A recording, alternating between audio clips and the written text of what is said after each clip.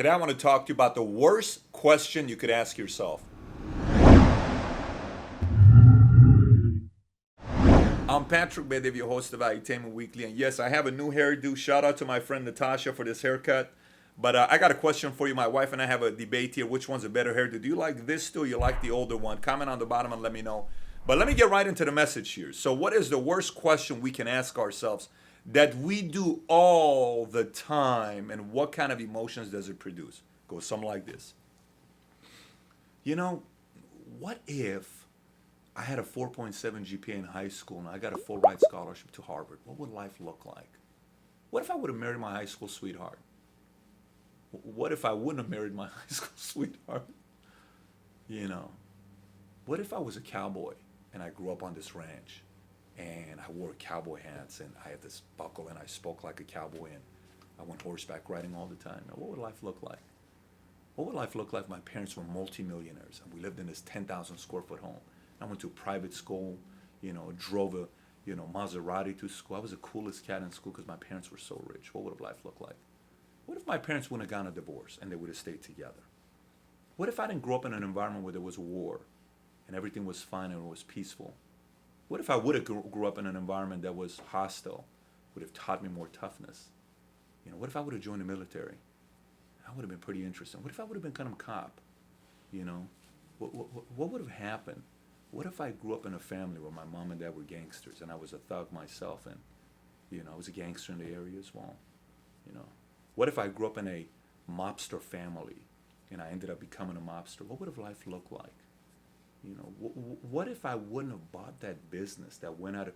What if I would have never bought that one stock that everybody told me to buy? I should have never bought that stock. What would have happened? I would still have my $173,000. What would have happened?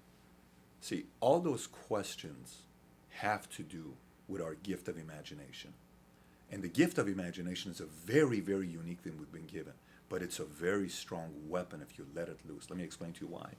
See, imagination has a negative and it has a positive. And generally, the question starts the same way. We start off with, what if I would have married someone else?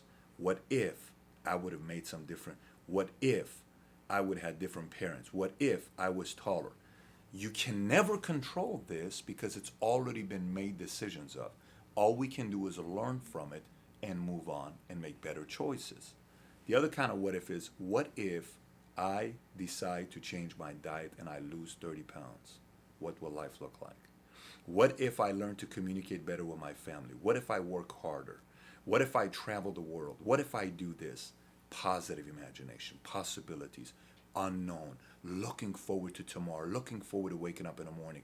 It's still the same gift of imagination, but you control which side of the imagination to use. See, Marcus Aurelius, who taught Stoicism, he was the Roman Empire between 161 AD and 169 AD. Many people taught Stoicism, Seneca, Epictetus, but he was mainly known for it. And what he talks about, the basic fundamental of Stoicism is this: think about what you can control and stop trying to do things that you cannot control. You can't change what you cannot control. See, if you're playing poker and you've been dealt a certain hand, you got to play with that hand. You can't say, I wish I had a better hand. Of course we wish we had a royal flush, but that's the hand we got. And Stoicism is play with what you currently have today, make better decisions, make better judgments, improve, and happiness will come from focusing on what you can control instead of focusing on things you cannot control. And if you want to be happy, it's best you focus on things you can't control. It's my message of the week to you. And please be sure to subscribe to this channel and comment on the bottom. No, I didn't read that. Okay.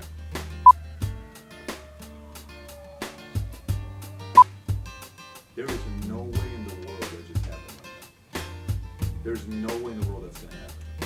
I'm Patrick Bedev. What if I could run fast and I had a 40-yard,